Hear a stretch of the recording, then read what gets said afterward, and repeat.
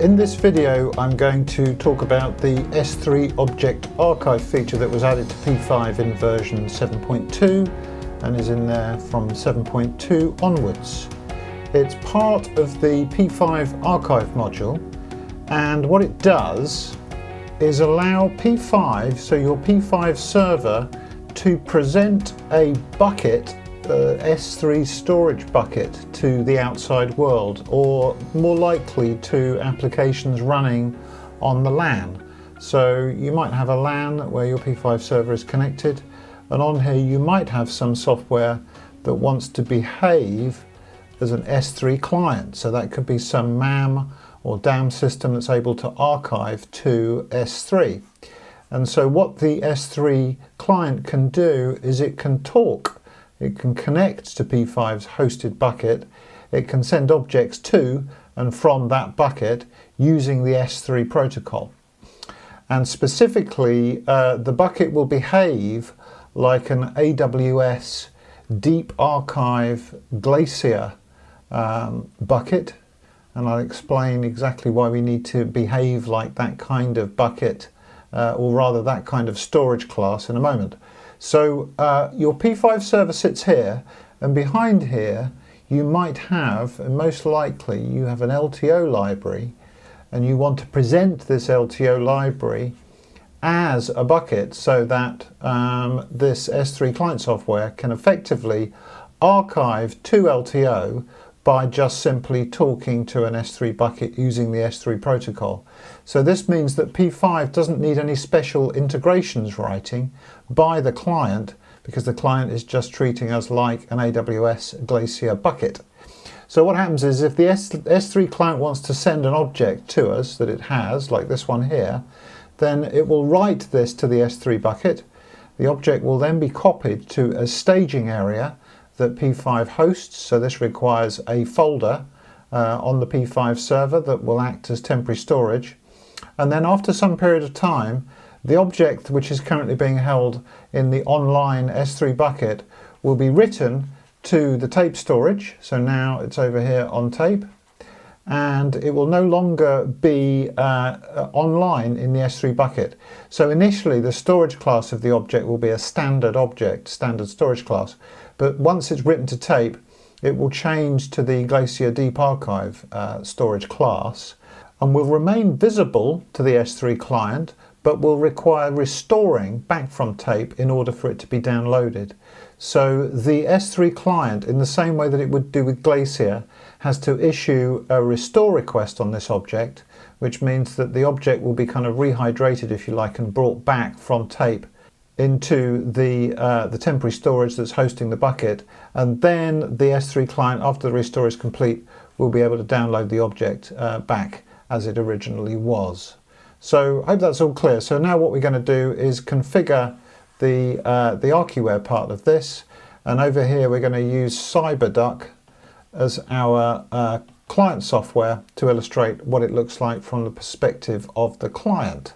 So here is my P5 server installation.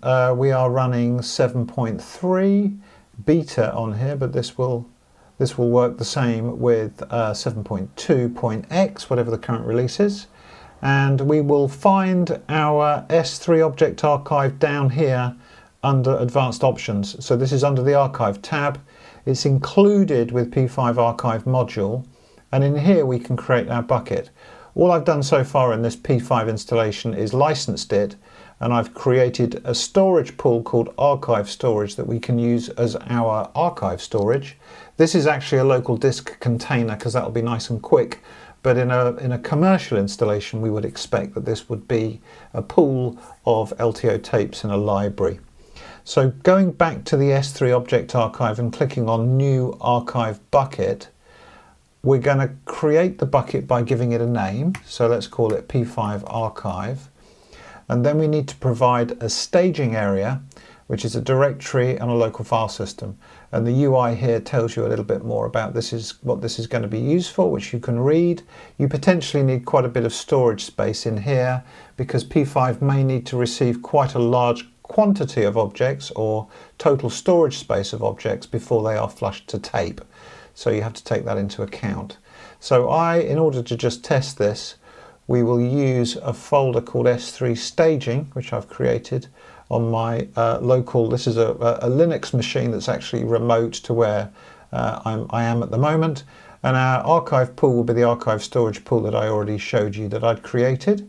And once we click apply, P5 will give us the bucket credentials. That's the access key and that's the key ID and the secret access key. And we can copy these via the buttons on the right, which copies to clipboard. And I'm going to paste these into a text file, which I have here. So here's my key ID, and then I will copy the secret access key underneath. And in here I've also put, this is effectively the S3 endpoint that a client needs to connect to. This is the one for my P5 server, and P5 archive is the name of the bucket that we've just created. So with that done, we can commit our S3 object archive bucket, which we can now see in the list. And here I have the CyberDuck client, where I will open a connection to my P5 server. Let's just pull up that text file over here so I can copy and paste. So the IP is here, and I'm going to connect to, I'm choosing, it's just off the bottom of the recorded screen, S3 over HTTP, so that we avoid any certificate warnings. I'm going to put the IP in here, and I'm going to use 8000 here because this is the port that P5 uses for HTTP, and it uses 8443 by default for HTTPS.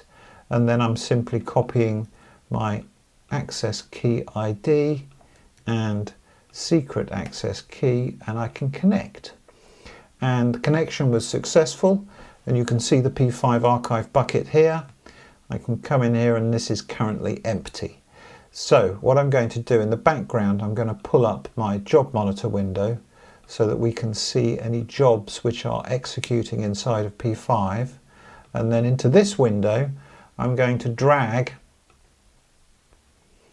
some movie files that I have here on a local disk. So these are around 100 megabytes each. So let's take 4 of these. I'm going to copy them into here, and then you can see the transfer window in CyberDuck will indicate these files being uploaded to this remote P5 server using the S3 protocol, remember, to go between CyberDuck and the P5 server. And these objects are initially being copied into that staging area directory. And you can see in CyberDuck that the storage class for these objects is currently standard storage. That means that they're effectively online within the P5 server, and whilst they are that storage class, we could download them from the bucket and they would come straight back. But what P5 is going to do in order to archive these objects for us is run a job, which will show up in here, and it's going to archive them to the storage pool that we selected for the bucket, which could be, remember, an LTO library. And once that happens, the storage class for those 4 objects will change to Deep Archive, indicating that they're no longer available to immediately download. So there we can see the job. Let's just make a bit more space. And it's finished. So you can see 375 megabytes have been archived to the storage pool. And over here in CyberDuck, if we refresh our view, you can see that the storage class is now changed to Glacier, which means that if we make a new folder over here, if I try to download one of these files that's currently the Glacier storage class, CyberDuck will give us an error. The object's in Deep Archive and it needs to be restored before attempting to download it.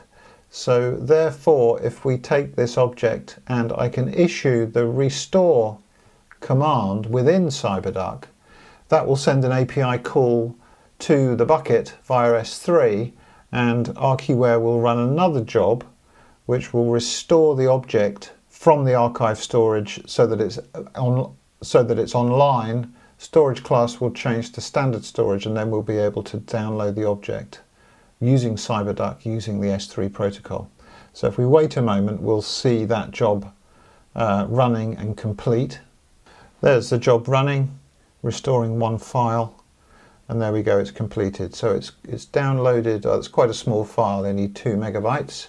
So if I refresh over here, you can see this object that we've restored now changes back to standard storage, which means that if I wanted to, I could pull that object down, and you can see that download was complete, and I'll be able to open this file, and that's the restored file playing back in a video window.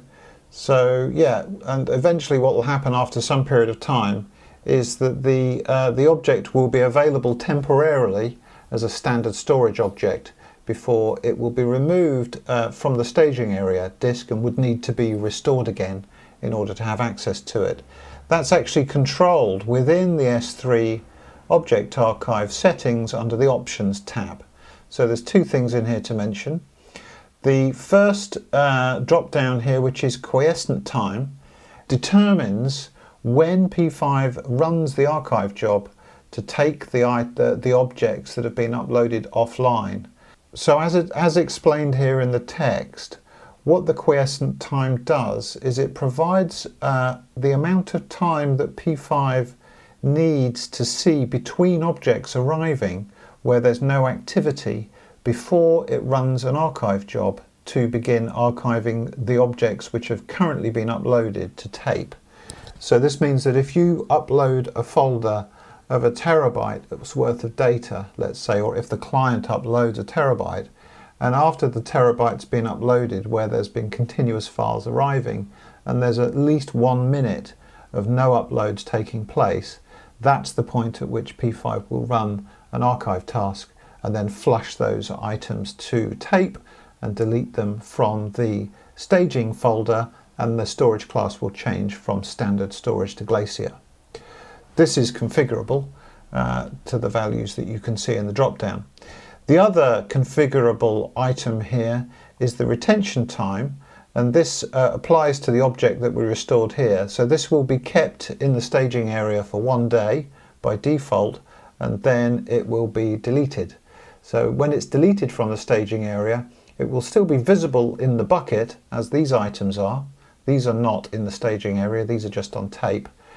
So the item will be reverts to the Glacier storage class and would need to be restored again by the S3 client in order for it to be downloaded from the S3 client.